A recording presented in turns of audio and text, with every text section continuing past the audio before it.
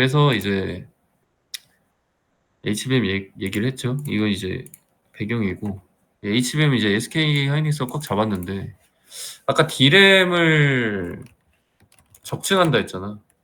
HBM이. 이 적층을 하고 나면은 얘네를 꽉 잡아줘야 돼. 안 떨어지게. 그지? 이거를 이제 TC 본더라는 기술이 있어. TC 본더라는 기계가 있어. TC 본더. 들어본 사람 있나? TC 본더? 이건 어떤 회사에서 하는지? 못 들어봤구나. 그 한미반도체라고 있어. 한미반도체. 혹시 한미반도체는 들어봤어? 나만 이제 주식에 미쳐있기 때문에 알고 있는 것 같고요. 어, 한미반도체라고. 아, 돌아다니면서 봤어? 그래. 한번 주식 주변에서 얘기하는 사람들이 얘기했을 법해 해가지고. 왜냐면 주가가 되게 많이 올랐었거든. 왜냐면 얘네가 HBM 수혜주잖아, 결국. 방금 얘기 들어보니까. 그지? 어. HBM 수혜주. 그래서 미친 듯이 주가가 올라왔었어. 근데 여기서 팍 떨어져. 왜 떨어졌을까? 왜 주가가 최고점에서 아까 SK 하이닉스는 계속 올라갔는데 30만 원까지. 얘는 왜 못 올라가고 있을까? 원래는 TC 본더는 한미 반도체가 독점 납품을 했어. 그리고 뭐 일부 마이크론. 이 삼성전자와는 옛날에 싸워가지고 납품을 안 해. 근데 갑자기 이 독점 체제였는데 갑자기 이 독점 체제가 바뀌었어. 독점 체제가 바뀌었어. 뭐로 바뀌었냐?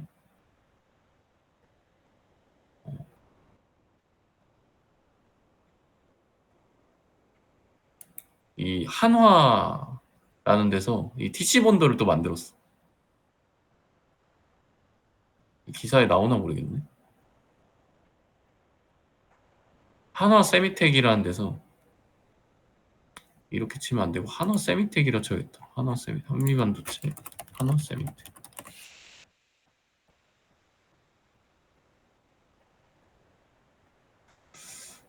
여기에 나오네. 블로그에 나오는데 보면은 TC 본더를 가지고 SK 하이닉스에서 하나 세미텍과 계약을 체결했어. TC 본더 공급 계약. 근데 당연히 그럴 수밖에 없다는 생각이 들지. 내가 하이닉스 입장이면 아니 굳이 리스크를 감수하고 하나의 업체에서만 중요한 설비를 하나의 업체에서만 납품받는다? 이거는 가격 측면도 있지만 문제가 생겼을 때 하나만 있으면 다 문제가 되겠지. 근데 여러 개로 분산하면 어때? 하나가 생겨도 다른 걸로 하면 돼. 약간 이런 리스크를 분산하는 측면에서는 SK하이닉스는 이제 TC 본도를 한미 반도체뿐만 아니라 이제 하나세미텍이라는 신규 업체를 통해 벤더를 이제 다양화한다. 납품처를. 납품처를. 이거는 이제 당연한 거지. 경영 측면에서 보면. 근데 이제 한미 반도체는 아주 열불을 냈지. 한화 세미텍이 우리 기술을 뺏어갔다. 막 이러면서 이제 소송도 하고. 근데 뭐 그건 그거고 결과적으로 주가는 어떻게 됐냐? 주가는 결국 한미 반도체는 못 올라가고 어느 일정 수준에서 멈춰 있고 SK 하이닉스는 계속 가고 있지. 그게 이제 대장과 밑에 종속된 회사의 차이인 거야. 당연하게도. 비즈니스 모델의 안정성 차이지. 그래서 요거를 봤을 때 이제 S&D라는 회사 리스크는 생각보다 이제 크다.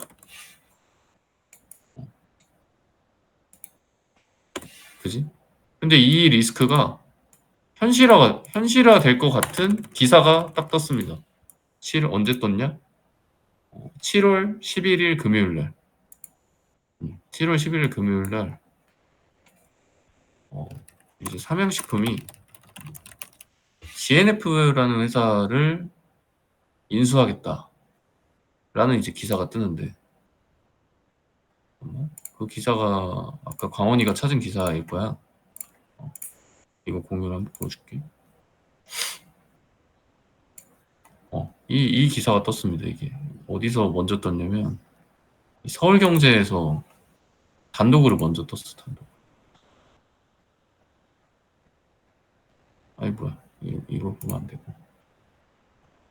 잠깐만. 여기 있다. 단독. 화면이 안 뜨나? 잠깐만. 이 기사가 떴어. 이 기사가 이제 7월 11일 날 오후에 갑자기 떴습니다. 그래서 어떻게 하냐? 소스 생산 내재화. 최대 M&A를 통해서 기업을 인수하는 걸 통해 가지고 삼양식품이 GNF라는 라면 스프 및 분말 소스 제조에 주력하는 GNF라는 회사를 이 600억을 주고 M&A를 투자하겠다. 이게 딱 뜬 거야, 기사가.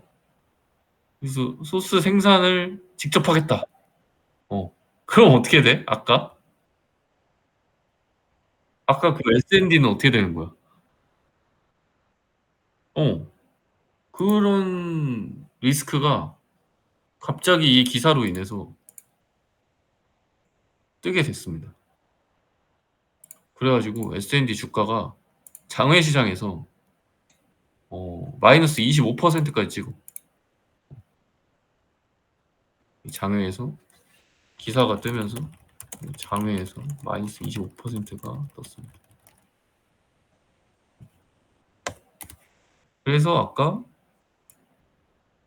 우리가 왜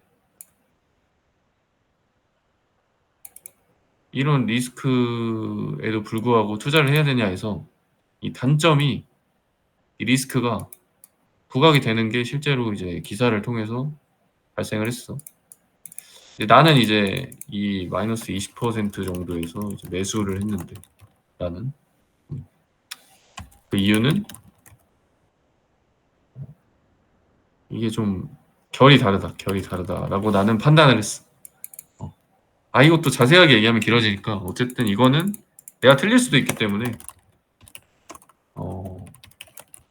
월요일 날 주가를 보고 다음 주에 한번 얘기를 해보겠습니다. 이거는 어쨌든 시장에 나는 오해라고 생각을 해서 S&D를 좀 샀는데, 그렇습니다. 어쨌든 이런 리스크가 좀 있다. 저런 작은 시가총액이 작고 비즈니스 모델이 종속돼 있는 회사를 살 때는 조심을 해야 된다. 내가 불닭을 좋게 보고 산다면 굳이 S&D에 살 게 아니라 이제 삼양식품에 투자를 하는 게 맞겠죠.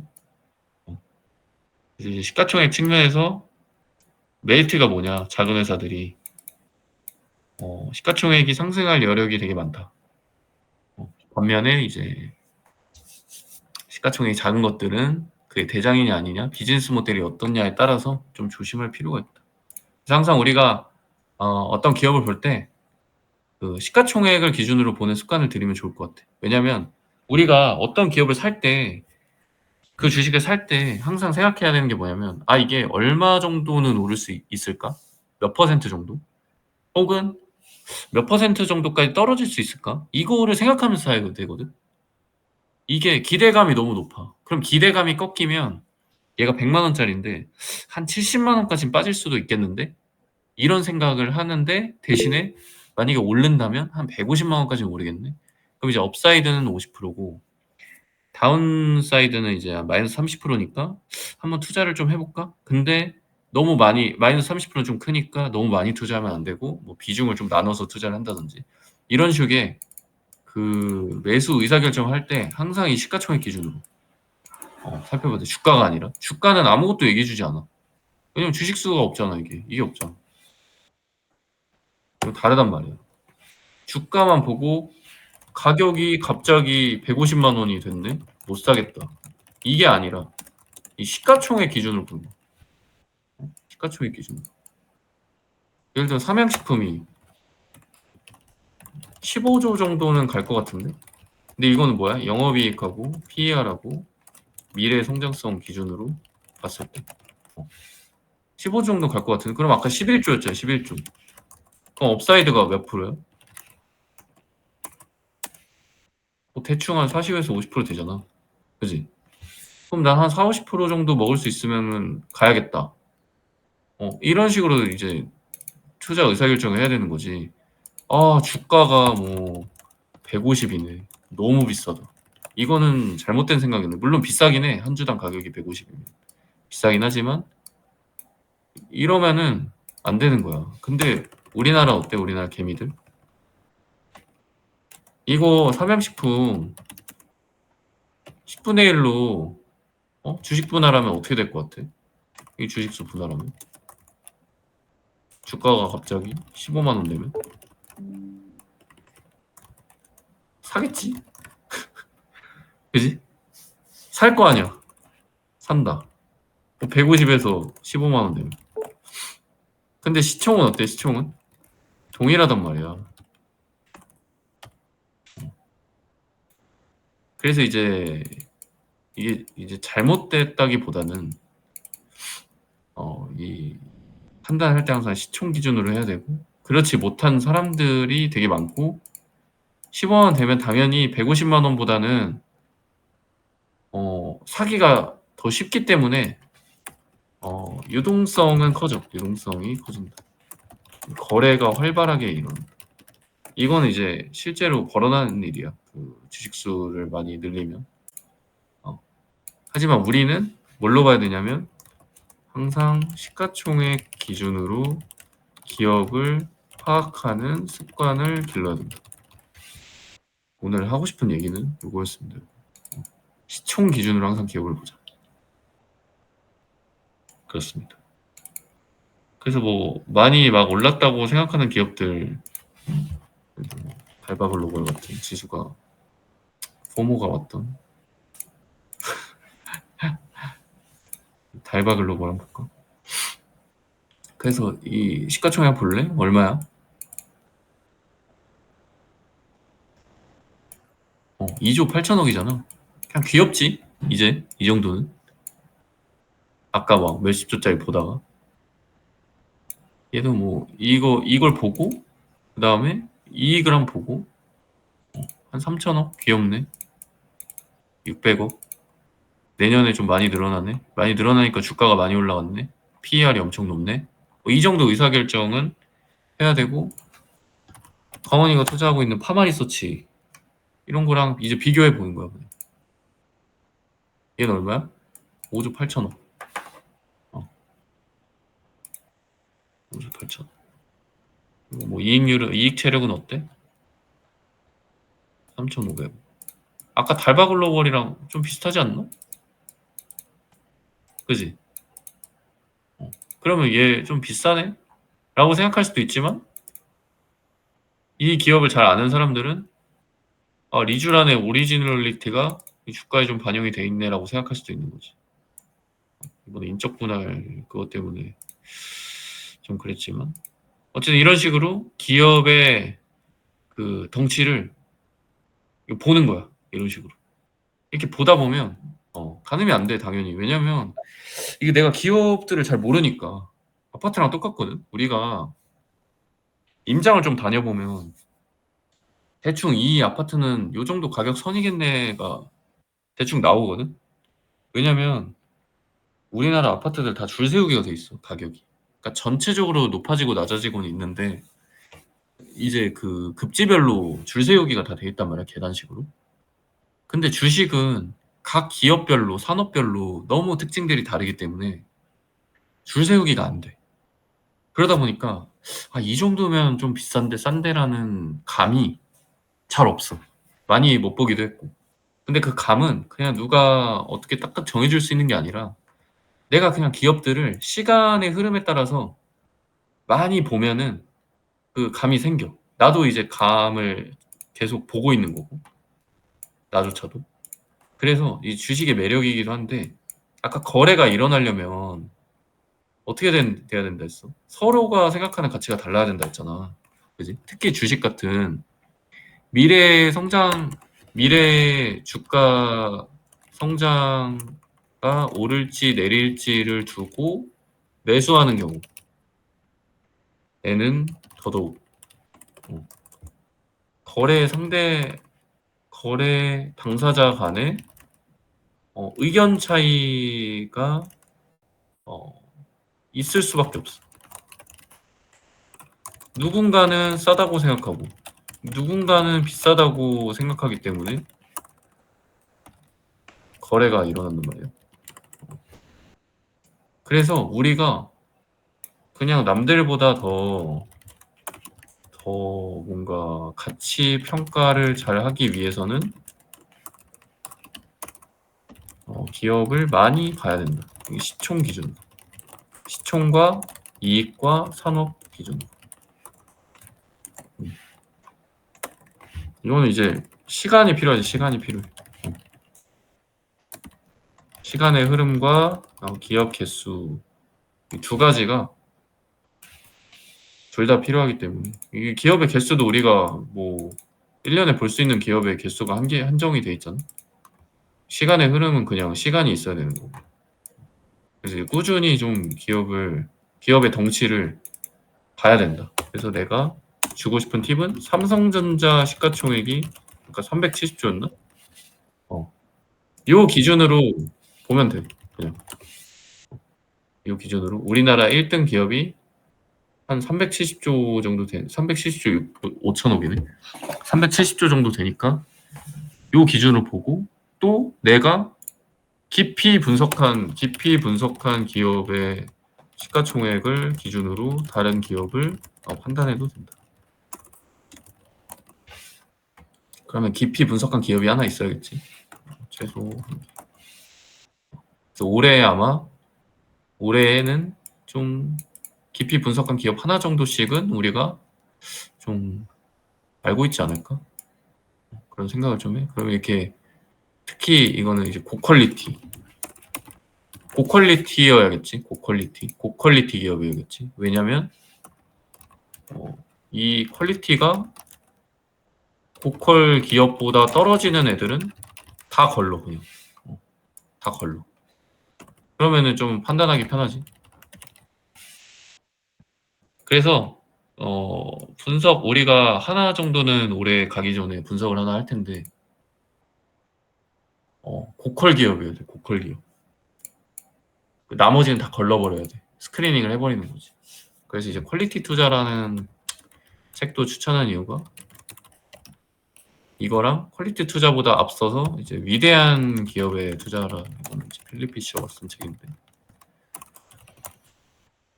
이 책을 추천한 이유가 고퀄 기업을 보는 눈을 기르기 위해서. 이거는 이제 재무제표 이번 달까지 하고 나서 이런 책들을 또 볼 거야. 그래서 어떤 기업들이 훌륭한 기업인가, 위대한 기업인가. 투자자에게 매년 20% 이상의 수익률을 가져다주는 퀄리티 기업, 위대한 기업. 퀄리티 기업과 위대한 기업은 좀 다르긴 한데 어쨌든 이제 위대한 기업을 찾아보자. 그럼 우리가 그냥 투자해놓고 5년, 10년 가만히 있어도 물론 이제 트래킹은 해야겠지. 가만히 있어도 우리 계좌가 빵빵하게 불어날 것이다. 이게 이제 우리가 앞으로 갈 투자 방식이라고 나는 생각을 합니다. 단기 투자를 하기보다는 퀄리티 기업에 좀 그리고 퀄리티 기업이어야 우리가 큰 돈을 좀 투자할 수 있어. 큰 돈을 투자할 수 있어. 우리가 20% 수익률을 내도 100만 원 투자하면 20만 원이고 1억 투자하면 이제 2천만 원이란 말이에요. 근데 우리가 한 종목에 1억을 투자할 수 있나? 한 종목에 1억? 한 종목에 1억 어때? 한 종목에 1억? 좀 지금은 좀 부담스럽지. 왜 그래? 왜? 두 가지 이유야, 두 가지 이유. 첫째는 애초에 시드가 작아. 우리가 가진 여유자금. 근데 이건 어때? 시간이 지나면서 반드시 커질 거야. 우리가 이런 스터디를 하는 이유도 이것 때문인데, 흥청망청 돈을 소비하는 게 아니라 이제 적금 들듯이 주식 투자를 하면서 시간이 지나면 시드가 커진다. 그러니까 요 애초에 시드가 작다는 거는 현재 상태, 현재 상태. 미래엔 어때? 미래엔 당연히 시드가 1억은 넘겠지. 이건 그냥 당연한 수순이지. 우리가 주식 공부를 하면서 수익을 내는 시퀀스를 경험하다 보면 당연히 이제 주식 투자금이 늘어날 거야. 근데 문제는 뭐야? 문제는 이렇게 늘어나면 내가 100만 원으로 투자하든, 주식은 좀 특이한데 이 부동산이랑 좀 다른 건데, 부동산과의 차이점. 부동산은 그냥 담화가 크면 투자 방식이 달라져.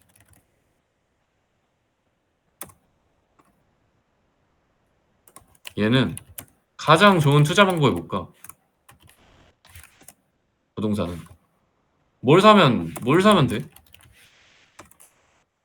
뭘 사면 될까? 강남이요. 생각해 본 적 있어?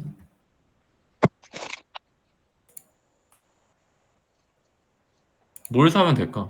내가 아파트 살 건데 뭐 살 거야? 내가 강남 아파트 투자금이 사면 될 것 무한하다. 같습니다. 지금 전제를 다뤄줄게. 투자금이 무한하다면 뭘 사야 돼? 그게 맞아. 강남 뭐 제일 좋은데, 그냥 제일 비싼 데 사면 돼. 그지? 그렇잖아. 지금도 제일 비싼 데가 제일 많이 오르잖아. 그지? 근데 할 수 있나? 우리가?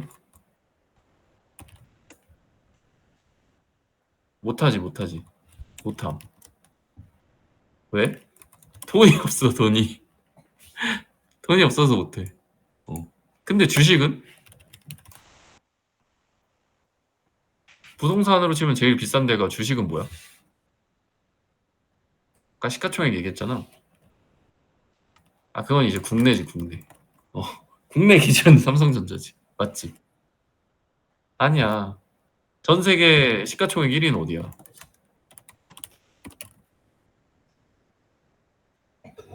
그렇지. 지훈이가 좀 잘, 엔비디아. 경제 뉴스를 좀 봐야 된다, 얘들아.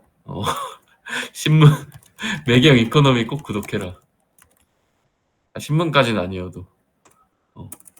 지금 엔비디아가 1위가 됐어. 원래 몇 주 전까지만 해도 아니었는데. 얘가 왜? AI라는 신산업의 최대 수혜자. 압도적인 수혜자지. 엔비디아가 지금 1위거든. 그럼 우리가 주식이랑 다르게 엔비디아에 투자할 수 있나?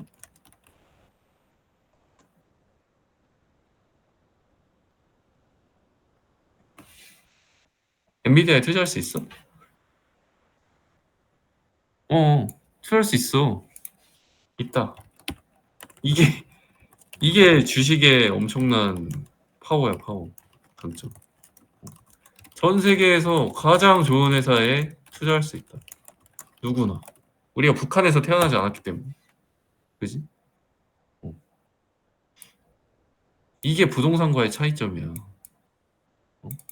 부동산과의 차이점. 근데 우리가 왜 시총 1위에 투자를 안 하는 거야? 이런 생각 해봤나? 왜 뭐 사명식품이고 나발이고 뭐고 S&D고 뭐 방산이고 왜 해? 하이브 뭐 왜 해? SA임진 엔터 이거 해? 하츄핑 왜 해? 왜 함?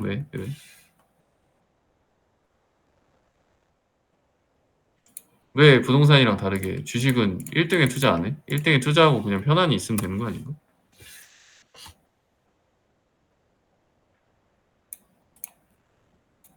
이거 주식 공부 왜 해? 이거 스터디 왜 함? 왜 함? 아니 물론 자산을 늘리려고 하지. 근데 그냥 시총 1등에 넣으면 되는 거 아니? 어떤 그치. 인테도 맞지. 어, 시가총액이 이미 큰 애들은 어, 투자 수익률이 이제 낮아져.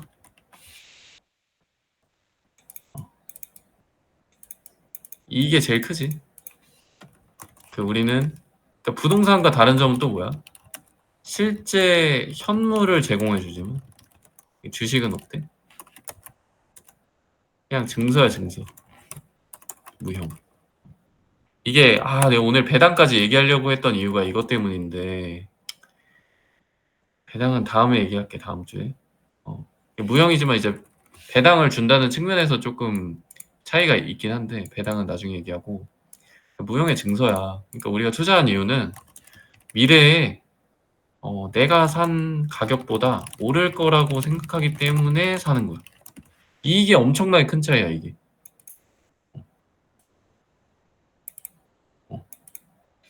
그러면은 시가총액이 크던 작던 앞으로 몇 퍼센트 오를 수 있냐를 기준으로 판단을 해야 되는 거야. 업사이드를 생각을 해야 되는 거야. 물론 이제 시가총액이 작으면 훨씬 더 위험하겠지. 시총이 큰 거보다 시총이 크다는 건 그만큼 돈이 많이 몰린다는 거고 그 말은 검증이 된 회사라는 거기 때문에 더 비싼 가격을 주고 안정적인 주식 기업을 매수할 것이냐 싼 가격을 주고 좀 더 불안정한 기업을 매수할 것이냐 이런 차이인 거야. 좀 더 리스크 테이킹을 할 것이냐. 근데 어때 우리가? 이게 불안정하다고 생각하는데 이제 시장에서 대다수가 사실은 그렇지 않다.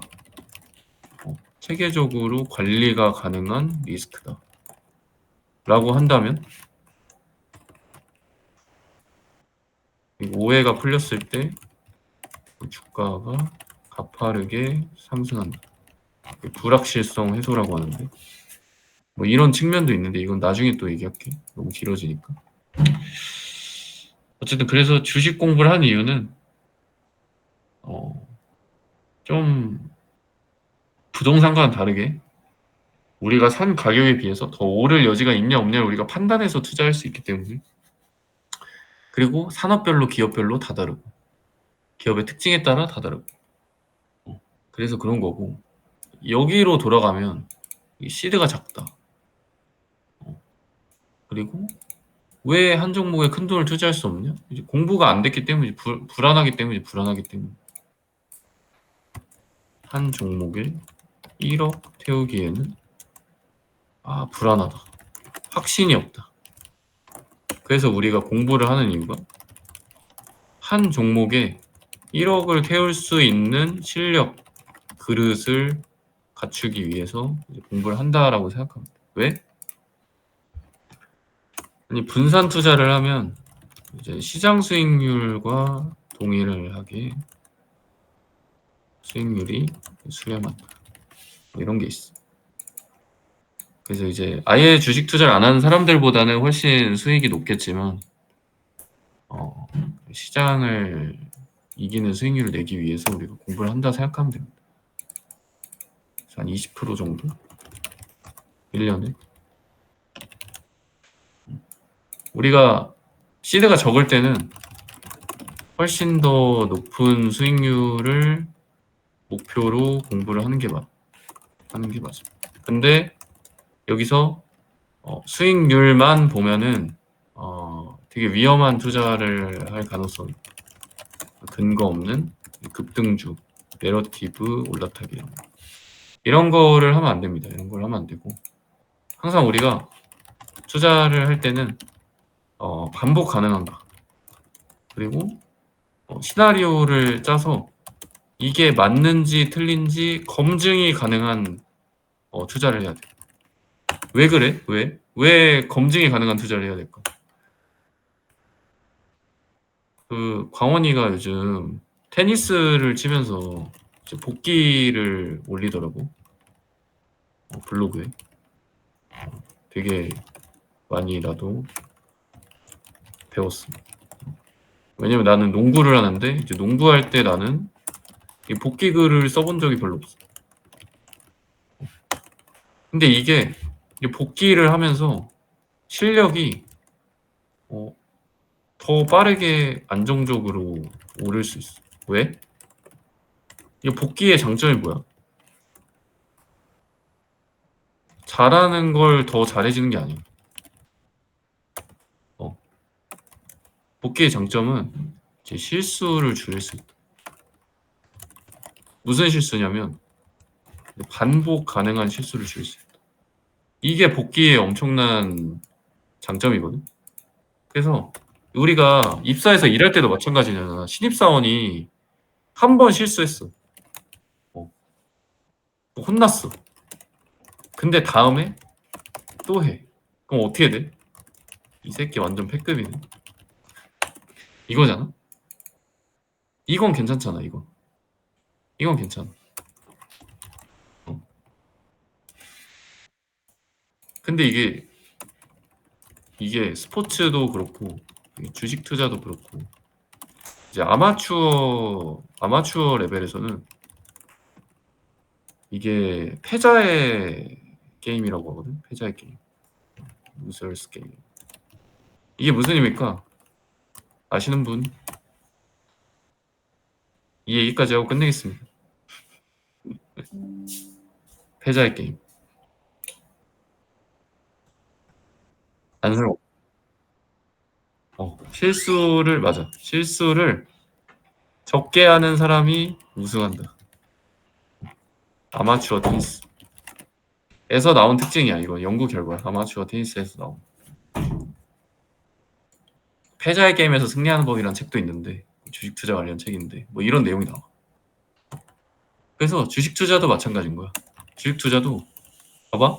수익률 1등 하는 게 목표가 아니야. 그냥 아마추어 수준에서 적당히 상위 10% 정도만 유지해도 결국 시간이 지나면서 계좌가 눈덩이처럼 불어나. 복리의 힘. 이거는 한 뭐 10년 거의 30년 해야겠지. 30년? 2, 30년. 그래서 우리가 이제 건강도 잘 챙겨야 되고 오래 살아야 계좌가 엄청나게 커진다. 근데 어쨌든 이 중요한 거는 이 정도를 하려면 우리가 실수를 적게 해야 돼. 실수를 적게. 복리 누적을 하려면 실수를 안 해야 돼. 엄청 잘하지 않아도 된다는 거야. 예를 들어 지수에 투자를 자꾸 얘기해서 미안한데 달바 글로벌을 팔고 나서 급등을 해버렸어. 포모 오지 포모. 근데 이거는 잘한 거야. 잘한 거. 왜? 공부 안 된 상태에서 포모 온다고 급등한 거를 다시 꼭대기에서 산다? 물론 근거 없이. 이게 더 안 좋아. 적어도 잠재적 실수, 그러니까 수익률이 낮아지는 실수는 했지만 큰 실수는 아니야. 손실. 잘한 거야, 잘한 거. 실수를 안 하면 돼. 실수를 안 하면. 반대로 생각해야 되는 거야, 사실. 이런 포모도 다스릴 줄 알아야 돼. 그리고 왜 팔았어? 왜 팔았냐면 잘 모르니까 가격 보고 판 거야. 근데 이 판 거에서 무슨 교훈을 얻어야 돼? 그런 걸 해야 되는 거야. 아, 좀 더 분석을 해봐야겠다. 어? 뭐 화장품, 달바 글로벌, 기업 분석. 그리고 살지 말지 결정해야겠다. 이럴 수도 있고 아니면 아, 분석하기 귀찮네. 그냥 다른 기업 봐야겠다. 뭐 이럴 수도 있지. 둘 다 괜찮은 거야, 둘 다. 왜냐면 이제 기업이 엄청 많기 때문에 굳이 이제 달바 글로벌을 사지 않아도 수익을 낼 수 있는 거야. 그래서 이거는 패자의 게임이라는 거는 실수를 안 하는 게임. 안 해도 돼, 안 해도. 안 해도 돼. 뭐 방산, 조선, 뭐 원전 이거 기사 뜨는데 뭐 해도 되는데 안 해도 돼. 왜? 나중에 또 기회가 와. 공부하면. 근데 괜히 급등주 공부 없이 탔다가 갑자기 기관들이 다 팔고 외국인들 다 팔면 그 주가 다시 올 수 있나? 시클리컬인데. 이런 생각도 해봐야 되는 거야. 조선 같은 거 특히. 그냥 놓쳐도 돼, 놓쳐도 돼. 놓쳐도 돼. 나중에 확신 생기는 기업을 사면 되는 거야. 그래서 우리가 주식 스터디 하는 거고. 조급해하지 마라. 내가 최근에 너네랑 같이 하면서 갑자기 이제 든 생각이 아, 이게 내가 막 수익 내고 하는 얘기 이제 지수한테도 하고 얘들한테도 이런 거 좋다 좋다 하니까 좀 뭔가 조급하게 사고 싶은 마음이 들 것 같은 느낌. 뭔가 빨리 수익을 내고 싶은. 근데 물론 이제 실제로 매매를 하면서 수익을 내보는 건 너무 좋아. 왜? 그러니까 재미가 있어야 공부를 하거든. 공부라고 하니까 좀 그렇고 스터디를 하는데 수익을 내보면 이제 게임이랑 똑같이 이제 실제로 실적이 나니까 결과물이 나오니까 즉각적으로 더 흥미가 생겨. 이거는 아주 좋은 케이스인데 이제 빨리 돈 벌고 싶은 마음을 좀 경계해야 돼. 빨리 돈 벌고 싶은 마음을 경계해야 돼. 이건 나한테도 하는 얘기. 그래서 항상 근거를 가지고 빨리 돈 벌어도 되는데 근거를 가지고 매매를 해라. 아까 S&D 같은 경우는 나는 장외에서 넥스트레이드에서 장외에서 거의 1,000만 원을 샀어.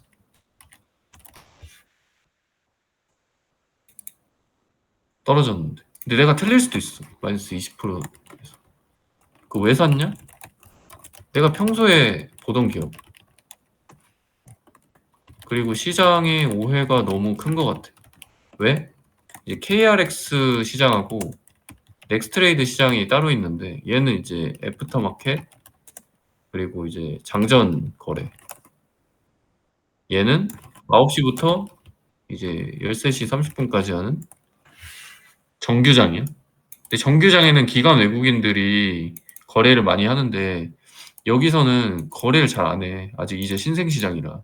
그러니까 개미들이 개인 투자자들이 대부분 거래를 하고 넥스트레이드에서. 그러다 보니까 이게 이 기사가 뜨고 나서 그냥 팩트 체크 없이 너무 과도하게 급락해. 거래량에 비해. 받아줄 주체가 없어서. 그래서 아까 내가 되게 거래할 때 가장 좋은 상태가 뭐라 그랬지? 가장 좋은 거래는 내가 매수할 때. 패닉셀, 패닉셀. 그치. 급매. 패닉셀. 그냥 이유도 안 보고 던질 때. 우측쭉. 근데 이러려면 무슨 확신이 있어야 되냐면 아, 이건 그냥 패닉셀이다. 이건 그냥 공포에 질려서 마구 던지는 물량이다. 이런 근거가 있어야 되는 거야. 이거 없이 아까 그 리스크가 실현된 거 아니? 팔아야 되는 거 아니? 이렇게 생각한다면 팔아야지. 내 생각. 그래서 뭐가 정답이다 이게 아니라 내 생각이 뭐냐, 내 근거가 뭐냐, 내 근거가. 이게 중요한 거야. 뭔가를 할 때, 매수매도를 할 때. 내가 1,000만 원치 샀는데 이제 내일이지, 내일 장 딱 열렸는데 하한가를 맞아버려. 그럼 어떻게 돼? 아, 내 분석이 틀렸구나. 혹은 더 분석해봤는데 내가 맞아. 그러면 이제 더 홀딩하고. 내가 만약에 틀렸다는 판단이 들면 이제 매도해야겠지. 손실을 보고. 그러니까 가격을 가지고 매도를 하는 게 아니라 내 생각에 따라서 이제 매도를 해야 되는 거야. 이게 맞냐 틀리냐에 따라서. 그러려면 내가 애초에 살 때 검증 가능한 가설, 시나리오를 세우고 나서 매수를 해야 된다. 항상. 예를 들어 뭐 방산을 사더라도 앞으로 수주가 더 오를 거야. 수주 물량이. 왜? 이거 답 못하지?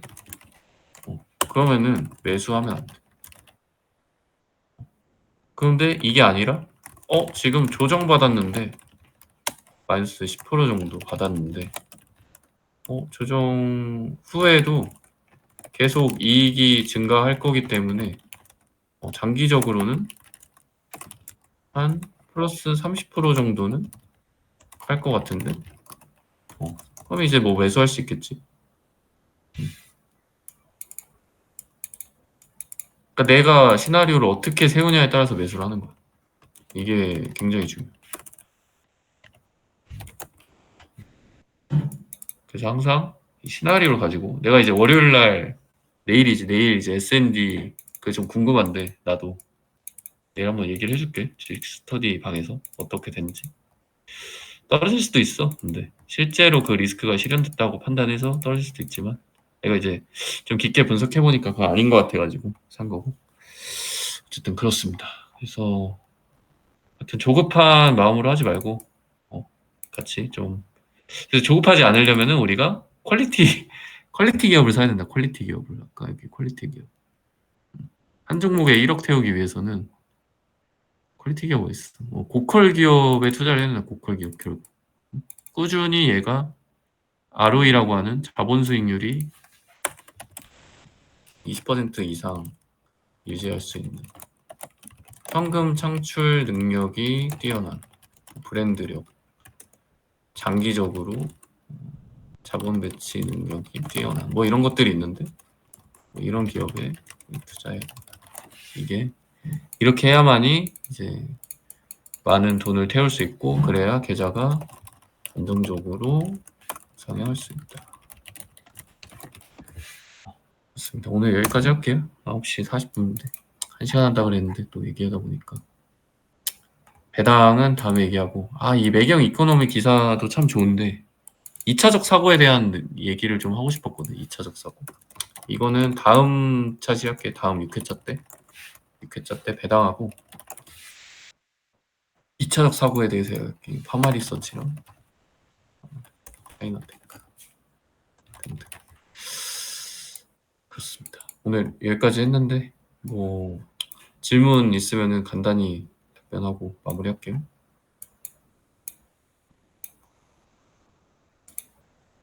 좀 너무 긴가? 고생했어. 너무 긴가요?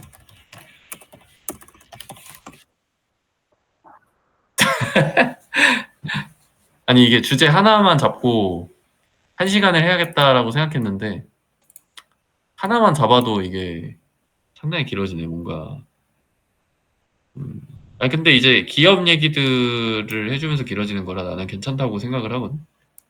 이런 얘기를 좀 들을 때가 별로 없어가지고 좀 기업들에 대해서 좀 많이 알게 되고 약간 아부는 아니야? 고마워. 두 배속 하고 싶어? 미안하다. 그러면 녹화본으로 가야 되는데 녹화본 들으니까 두 배속 하니까 딱 좋더라. 내가 이거 라이브로 하다 보니까 좀 느린데 내가 두 배속으로 말하기는 좀 힘드니까. 나도 이제 전문 강사가 아니기 때문에 좀 감안해 주세요. 하여튼 그래서 이제 그 읽는 것도 계속 조금씩 늘리면 좋을 것 같아. 활자를 읽는 양을 조금씩 많이 늘려.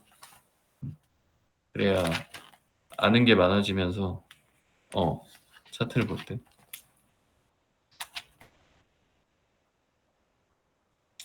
가격이 괜찮은지.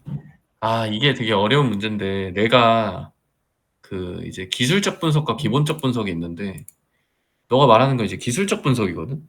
차트를 보는 거는. 근데 나는 지금 우리가 재무제표 보는 거랑 기업 분석하는 거랑 기업에 대해서 알아가는 거는 이제 기본적 분석이야. 근데 이제 차트를 보면은 기본적 분석을 안 해도 되냐? 그건 아니야. 무조건 얘가 오를 기업이라고 판단을 하고 나서 차트를 보는 거야, 사실. 근데 내가 약한 부분은 그 차트를 보는 거야. 나도 기술적 분석은 아예 그냥 거의 무시하거든. 안 해. 그냥 차트를 안 봐, 나는. 근데 막 예를 들어 갑자기 미친 듯이 급등했다. 그러면 좀 조심을 해야겠지. 근데 또 급등한 이유가 뭐 나름 이유가 있다. 그러면 이제 올라탈 수도 있고 그거는 투자 스타일에 따라 달라. 투자 스타일에 그것도 다음 주나 다다음 주에 한번 얘기를 할게. 투자 스타일 뭐냐면 이제 기업 가치 분석을 통한 이 장기 시야 그리고 이제 스윙이나 뭐 단타 매매 같은 트레이딩. 그래서 차트를 보고 가격이 싼지 비싼지를 판단한다? 그거는 약간 트레이딩의 영역이에요.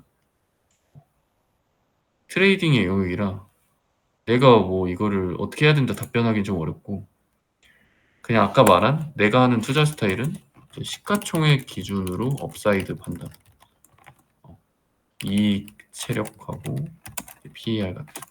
근데 또 성장주에선 PER만 보면 안 되긴 해. 같은 재무지표, 업황, 그다음에 이 기업이 앞으로도 잘 할 수 있을 것인가. 이런 걸 좀 보고 그 다음에 이거에 대한 확신이 없잖아. 그러니까 네가 언제 사야 되는지에 대한 확신이 없잖아. 그럴 때는 어떻게 해야 되냐면 사실은 트레이딩이든 뭐든 마찬가지인데 이제 분할 매수, 분할 매도래. 분할 매수, 분할 매도가 그 방법이야. 왜? 단기적으로 주가가 어떻게 될지는 아무도 알 수가 없어. 그러니까 상방은 알 수가 없다.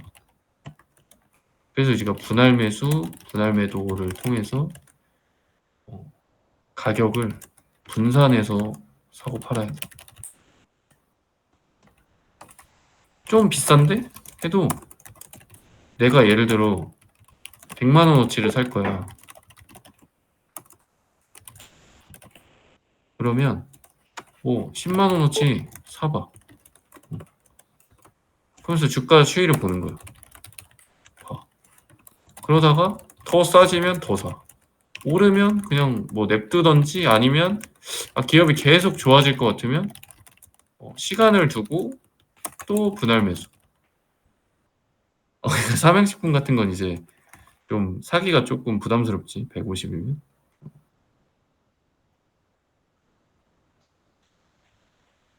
근데 내가 좋다고 생각하면은 좀 분할 매수를 가는 거지. 계속 오를 것 같으면. 근데 그런 걸 좀 잘 봐야 돼. 그래서 이 주가가 과열이냐 아니냐 이것도 되게 중요해. 이걸 판단해봐야 돼. 나름대로 어려워도. 근데 이거는 우리가 재무제표를 봤잖아. 공부하고 있잖아. 그러니까 실적, 성장성, 미래, 산업, 비즈니스 모델. 이제 비즈니스 모델도 이제 우리가 얘기를 할 건데 이제 경제적 해자라는 책을 통해서 이제 얘기를 할 건데 이런 걸 통해 가지고 얘가 비싼지 아닌지를 내 나름대로 한번 판단을 해봐야 돼. 근데 이 판단은 누가 해주질 못해. 개인차가 있어. 나는 좋다고 생각했는데 나는 다른 사람은 아닌데 할 수도 있는 거. 그 대표적인 예가 이제 불닭볶음면이지. 서양식품 대표적인 예. 야 불닭 원툴이잖아. 어? 이런 것들. 어? 혹은 선반영 다 된 거 아니야? 너무 과열 아니야? 이런 것들. 근데 이게 맞기도 했어. 맞는 순간도 있었어. 그렇지. 파마리서치도. 이거는 조금 다르긴 한데, 파마리서치는 나는 주가가 과열이라고 생각해서 판 게 아니야. 그치. 너는 사고 나는 판 이유가 뭐냐면 나는, CU의 거버넌스 리스크가 크다. 라고 판단했는데, 이제 광원이는, 파마리서치 기업의 이 본질이 비즈니스의 본질은 아직 변한 게 없다. 라고 판단해서 이제 샀겠지. 잘하고 있다. 나도 여기서 배운 게 뭐냐? 결국에 인적 분할이 철회되면서 나는 1차적 사고를 한 거고 홀딩한 사람들은 2차적 사고를 한 거야. 뭐냐? 회사가 인적 분할을 하려고 하네. 이 나쁜 놈들 더 이상 투자하면 안 되겠다. 이게 1차적 사고야. 2차적 사고는 뭐냐? 인적 분할을 지금 할 수가 있을까? 기존 주주들의 반대, 이재명 정부의 기업 거버넌스 개선 정책 발효라는 중대한 시대적 흐름을 거스를 수 없을 것이다. 2차적 사고. 이거거든. 여기서 나도 이제 교훈을 얻은 거야. 그지? 우리는 2차적 사고를 해야 돼. 2차적 사고를 할 줄 알아야 돼. 이게 굉장히 어려운 게 인적 분할을 철회하고 나니까 나는 이런 정책 속에서 그리고 이제 머스트 자산운용이라는 1%의 지분을 갖고 있는 행동주의까지는 아니지만 이제 펀드 여기서 이제 뭐 성명을 내고 이런 흐름을 통해서 결국 이 파마 리서치가 100기를 들면서 주가가 40만 원 초반까지 내려갔다가 다시 50만 원 중반으로 올라왔어. 근데 내가 여기서 팔았다고 해서 내가 큰 잘못을 저질렀냐? 그건 아니야. 그냥 좀 작은 실수를 했을 뿐이지. 수익률을 깎아먹는 했어. 그러니까 여기서 우리가 더 중요한 건 뭐냐? 수익금보다 중요한 건 여기서 뭘 배운다? 여기서 뭘 배웠냐? 나는 2차적 사고의 중요성을 여기서 배운 거야. 응? 이게 과연 어떻게 될까? 이걸 한번 생각해봐요. 어떤 사건이 터졌을 때 어떤 결과로 이어질까? 이건 통찰력이 통찰력. 내가 통찰력을 기르는 거에 되게 관심이 많은데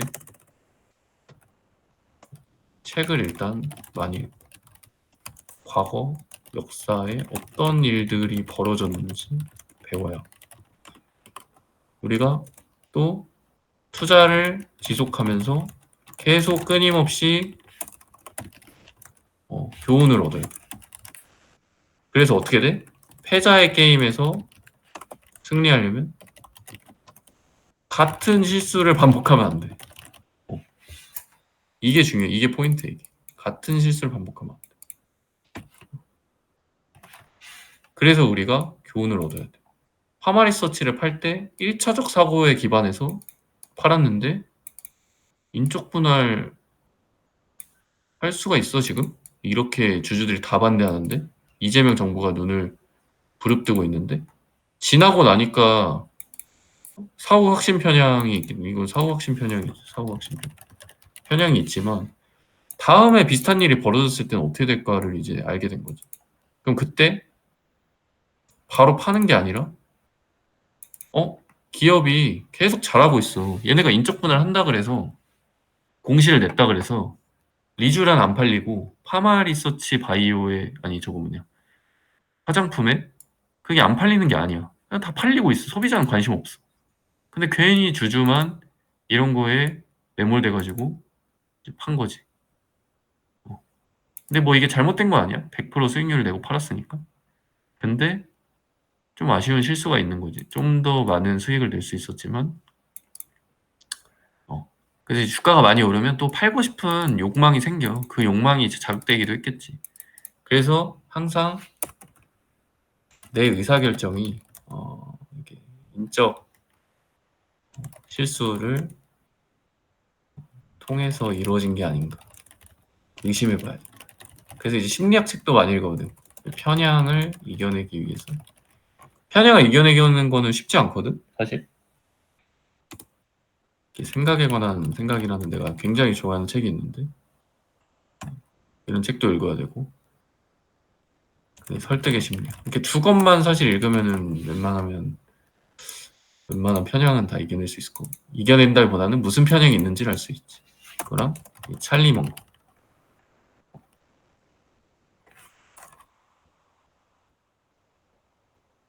투얼 찰리스 알마넥이라는 책이 있거든. 이제 뭐지? 번역돼가지고 나왔는데 가난한 찰리 형. 여기 나온 그 오판의 심리학이라는 그 강연이 있어. 이거 유튜브에도 있었던 것 같은데. 그럼 이거 추천하고 끝낼게. 찰리 멍고라는 분이 이제 투자 대가인데 돌아가셨어. 작년에 죽었고. 오판의 심리학이라고. 요게 어떤 분이 이제 다 정리해가지고 올린 게 있거든. 이게 근데 되게 길어가지고 아마 다 보기가 좀 힘들 거긴 한데 이 찰리 멍고야. 한쪽 눈이 이상하지? 한쪽 눈이 의안이야, 의안. 한쪽 눈이 없고. 요거를 보면 돼요. 오판의 심리학. 이게 보기 싫으면 나는 활자로 읽었거든. 이 강의가 너무 길어가지고 활자로 읽어도 되고 이걸 보면은 이제 어떤 오판을 많이 하는지 그런 것들이 나오지. 이제 파마 리서치 또 주가가 그러면 지금 적정하냐? 라는 것도 이제 고민해 볼 필요가 있지. 상당히 빠른 시간 내에 많이 올랐고 아까 5조 8천억에 매출액 한 이 정도인데 다른 거랑 또 비교해 봐야지. 근데 내 생각에는 앞으로 그냥 계속 들고 갈 만한 기업인 것 같다. 리쥬란이라는 그게 너무 스킨 부스터가 너무 강력해 가지고 비즈니스 모델이 너무 좋아. 근데 이제 거버넌스가 좀 아쉽지. 이제 1분 남았네. 어쨌든 오늘은 더 없으면은 여기까지 하겠습니다. 네. 수고하셨고요. 내일도 출근들 잘하시고 파이팅 합시다. 밤잠 잘 자고. 네, 고생했어요.